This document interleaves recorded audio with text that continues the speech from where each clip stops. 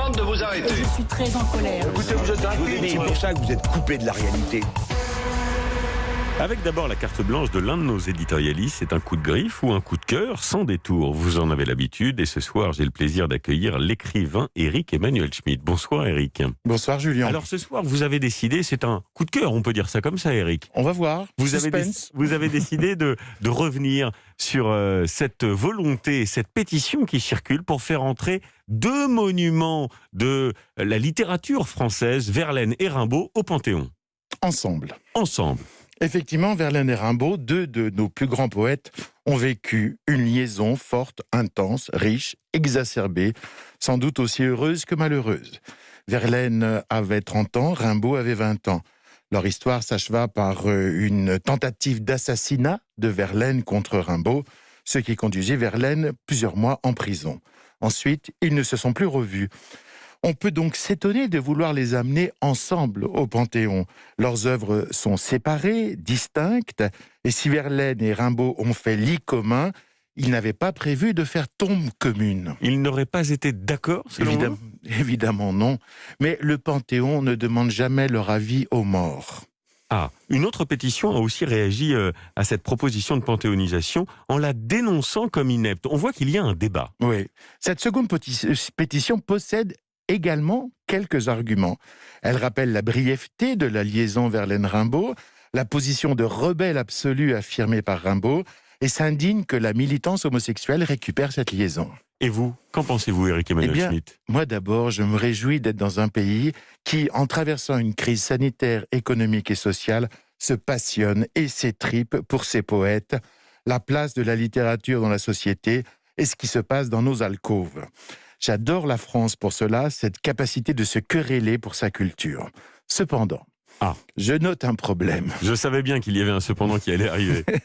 Rimbaud est célèbre et est célébré dans le monde entier. Son image d'adolescent rebelle orne les chambres d'étudiants du Japon au campus californien. Quant à Verlaine, tout Français connaît par cœur quelques-uns de ses vers. Bref, ni Rimbaud ni Verlaine n'ont besoin du Panthéon. C'est intéressant ce que vous dites. Ils sont plus forts, Éric Emmanuel Schmitt, que le Panthéon ? Naturellement. Parce qu'ils appartiennent à l'intime, pas à l'officiel. Leurs cris et leurs murmures s'inscrivent au plus profond de nous. Dans nos cœurs, dans nos âmes, ils vivent et nous font vivre. Ils n'ont aucun besoin du Panthéon. En revanche, c'est peut-être le Panthéon qui a besoin de Verlaine et Rimbaud. Ce que souligne cette affaire, c'est que la culture, le patrimoine, est aussi fait de contre-culture, que l'insolence, que l'encrapulement prôné par Rimbaud irrigue la pensée de tous. Au fond, l'institution se nourrit d'anti-institutionnels pour demeurer. Oui, et d'ailleurs, c'est vrai que l'activité du Panthéon est plutôt un lieu symbolique du mémoriel, plus que de l'histoire. Exactement. Si elle récompense une œuvre du passé, elle ne parle que du présent. Le mémoriel instrumentalise toujours l'histoire.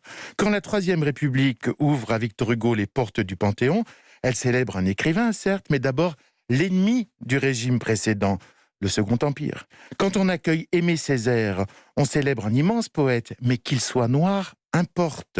Quand on admet Simone Veil, on célèbre une action politique d'envergure, mais aussi une femme et une juive. Certes, on ne peut réduire Hugo à l'opposant, Césaire à sa couleur de peau, Veil à son sexe. Ils dépassent tous cela, car ils sont grands. De même, on ne réduira pas Rimbaud et Verlaine à leur dimension homosexuelle. Cependant, puisqu'au fond le mémoriel parle du présent plus que du passé, puisque le mémoriel repère dans un hier les précurseurs d'aujourd'hui, puisque au fond le mémoriel célèbre davantage l'actuel que le révolu, pourquoi ne pas célébrer notre tolérance nouvelle, fragile et durement acquise aux sexualités différentes ? En ce jour où des intégristes ont encore frappé des Parisiens à l'arme blanche devant les anciens locaux de Charlie Hebdo, j'apprécie que notre époque se félicite de son ouverture, s'enchante de sa bienveillance, cultive avec orgueil et narcissisme la liberté. Pour ces raisons donc, plus que pour Verlaine et Rimbaud qui s'en moquent, je suis favorable à leur entrée triomphale et ensemble au Panthéon. Merci beaucoup pour ces jolis mots, Éric Emmanuel Schmitt. Et en attendant, le 11 novembre, vous savez que une panthéonisation va avoir lieu, celle de Maurice Genevoix et celle des oubliés de la guerre 14-18. Voilà, ce sera le 11 novembre prochain, en attendant peut-être un jour Verlaine et Rimbaud. Merci, Éric. Europe 1, Julien Bugier.